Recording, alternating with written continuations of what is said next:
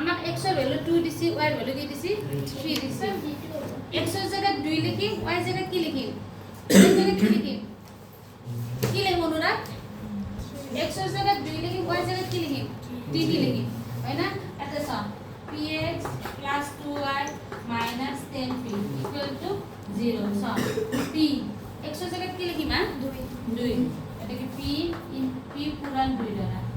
+2 y এর জায়গায় কি লিখি পুরান 3 2 আর 1 এর মধ্যে কি চিহ্ন আছে আকো চিহ্ন নাই মানে পুরান আছে তার পিছত -10 p p ভ্যালু তো দিয়া না আমাক দিছি নাকি এটা একটু 2 * p মানে কি 2p হবে এটা কি মানে 2p এটা কি হল 2p এটা 2p এটা 3 দিয়ে কি মানে 6 এটা 10 এটা মোক কবা -10 + 2 কি মানে -10 + 2 কি মানে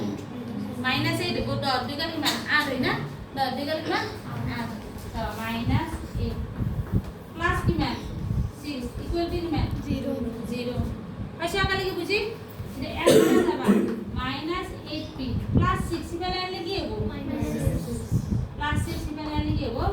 माइनस ये माइनस माइनस की है वो काटा जाबो ये p मान की मान हो p मान हो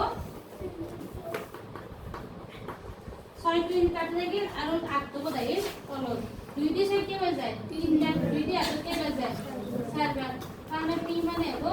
3/4 তাহলে आंसर কি d